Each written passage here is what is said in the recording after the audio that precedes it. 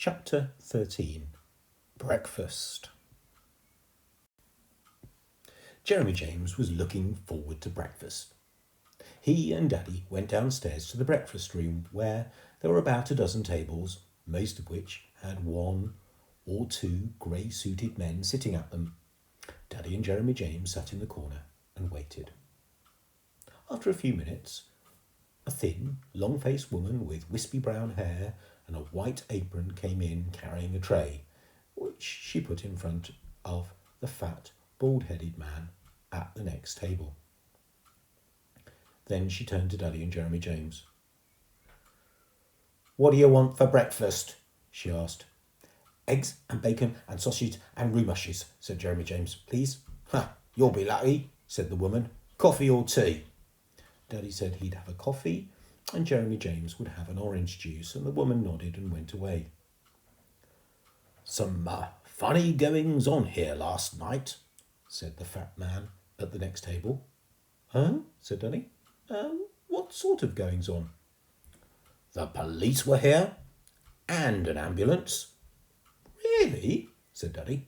"Yes," said the man. "Strange business. The owner got drunk and fell down the cellar steps, only the police and ambulance hadn't come for him at all." "Hadn't they?" said Daddy. "No," said the fat man. "Somebody else had sent for them, but that was a false alarm. And then, just as the ambulance men were going out, they saw the cellar door open and heard somebody groaning. Poor chap had broken an arm and a leg. I came in when they were taking him out. Amazing stroke of luck that somebody had just dialed 999. "Oh, it certainly was," said Daddy.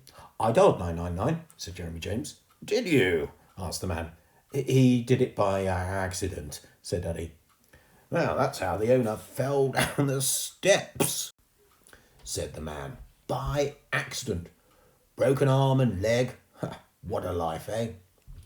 "I expect that's what he said too," remarked Daddy. "The waitress is his wife," whispered the fat man.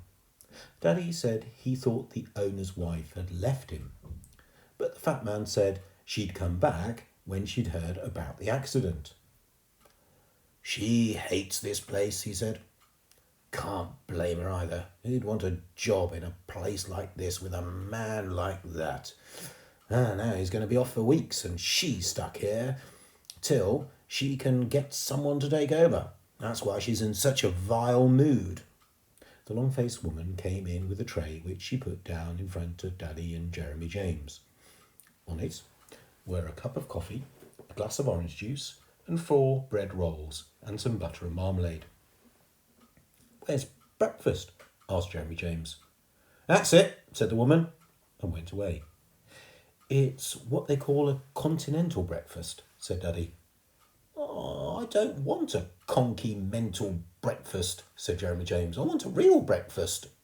The fat man hadn't wanted a conky-mental breakfast either, but apparently everybody had to have the same because it was the owner who always did the cooking, and now he was in hospital. "You seem to know a lot about this hotel," said Daddy. "Oh, I do," said the fat man. "And I'll tell you something else. My room hadn't been cleaned." "Ah, well," said Daddy, "I can tell you something about that. The chambermaid left last week." "I know," said the fat man. "No chambermaid ever stays in this place more than a few weeks, and frankly, one night's enough for me. But I shall feel really sorry for the owner when he comes out of hospital." "Why?" asked Daddy. "Because he's going to find himself in worse trouble," said the fat man. Daddy said that considering the owner was in hospital with a broken arm and leg, his wife was going to leave him, the chambermaid had left him, he couldn't pay his mortgage, and the lift wasn't working, he might have difficulty finding any more trouble to get into. "You'd be surprised," said the fat man. "Just when you've slid to the bottom of the hill, that's when the avalanche hits you." "What's his next bit of trouble then?" asked Daddy. "Me," said the fat man. "I'm a hotel inspector."